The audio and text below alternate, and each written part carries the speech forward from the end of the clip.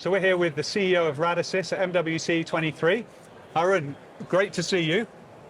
Absolutely, Gabe. It's great to see you as well. You know, we've been talking for a couple of years now. Yeah. And it's such an exciting time to be back in Barcelona. Yeah, good stuff. So I guess first question, how do you kind of see the state of the mobile industry, the 5G sector? Absolutely. See, the 5G sector, I think it's in its most interesting phase right now. Because what is happening is there is one section of society that is already experiencing 5G. You've got the devices, you've got the networks, and that is, see, mainly in the western part of the world, and of course China as well.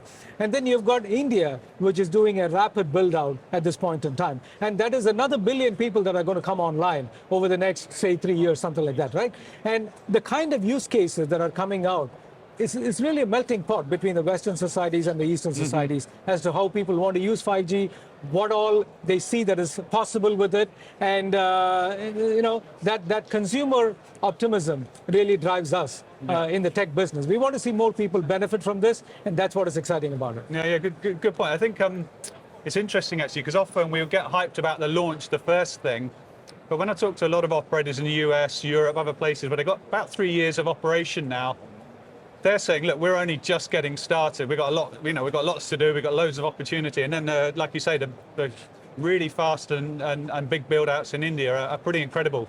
They're kind of condensing the build out with a whole bunch of innovation right in the same phase. Absolutely. And that is the opportunity that you have if you tend to start a little bit later than the others, because you see what the other people have done. And you can hit the market with a little bit more perfection and timing. Yeah. Building all the use case, the device ecosystem is available. Yeah. So that's a slightly different way of capitalizing on the opportunity. Yeah. Both are exciting. Yeah. And like what people have been telling you, the build out is just in its early phases. You know, all the greenfield stuff has happened.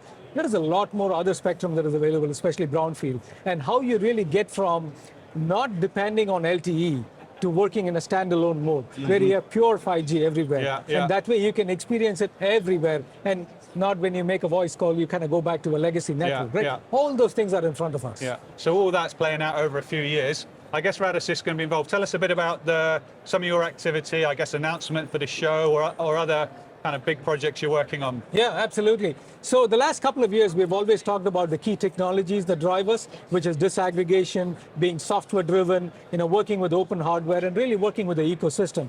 I am so proud of what we've accomplished in these last couple of years, because both in our 5G business and in our broadband business, this is starting to come to life now. So if I take the broadband business first, in the area of FTTX, our products are getting rolled out now in commercial networks, and this is a combination of software plus software working on open hardware, which is what we believe in. And it's one thing to believe in it, it is a completely different thing to bring it to reality. Get it through the factory, install the software, put it out in the commercial network, put paying subscribers on that network and start to see that grow. That is what we're experiencing in FTTX now. Now, if you switch to 5G, this notion of software-driven networks and software having a value that can work with anybody's hardware. This morning, Gabe, we announced a software deal with Densair, where we're going to be supplying them with CUDU software for 5G, SA mode network, the purest form, and it is going to be working with open hardware.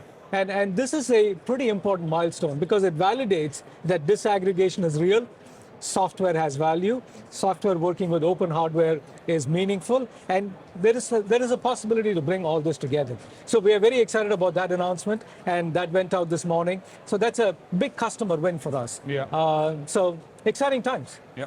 And so the disaggregation is obviously, for a software company like Radisys, is obviously a good thing, right? That's got to be in, you know, what do you like? In the mobile area, for example, RAN and core and all these different parts of a mobile network, it's been a sort of, it's been, I think it's fair to say, a bit of a period of time it's taken to get to the stages you're talking about you're already in now in wireline. How's the sort of been ebbs and flows, the bumps and the ups and downs? What kind of state do you feel you're in now with actually getting deployed in open systems? Because again, it's nice in theory, deployment's another thing. Yeah, yeah. See, what happens is, as in any tech industry, when you're trying to come up and kind of change how things are done, it takes a little bit of time to make sure people understand, going from the theory to practice, making sure things can work out in the field, etc. We are in the software-defined space for 5G. I think what we announced today is a very big milestone. We are probably halfway there, right? We have proved now that it is possible to have elastic software that is running on multiple platforms. Our customers have seen that. They had a choice of platforms, and they've chosen our software, right? Now, the next thing is to get this mated together, like what we have done in the broadband business, to get the real product built in the factory and getting it shipped out. And that will happen here in the next 12 months or so. Yeah. So I think we have come to a very, very significant milestone. And it is very hard to come here because you've got to show people that software works. Yeah. And you've got to show people that they can depend on this and build a business plan around it. That is what we have achieved with this. And to get there has required a tremendous amount of investment in people, in processes, in technology, in partnerships, and validating what we produce actually works, right? So we have come through all of that. Now it's a matter of scaling, and that is going to be an exciting phase. Yeah. And I guess it's one thing to get a system working, you've also got to get it operationalized and maintained and updated and supported and all of that. Absolutely. And this is where I think Radisys is in a unique position because we're not going to be doing this for the first time. We're already doing it for our fixed broadband networks now. And we have done it now for our media server business, where we have completely transitioned that business from being an appliance-oriented business to a software-centric business. It is running in a multi-cloud environment today. We know how to run a CI/CD pipeline to keep those applications updated in real time, right? So we've got some experience with that. That media server is running in some 200 operator networks around the world. So we know how to transition from hardware to software. We also know how to make new software that is cloud-native, microservices-based, integrated with open hardware. We have done it for broadband. We're going to lean on both of these experiences as we go into the 5G world. Yeah.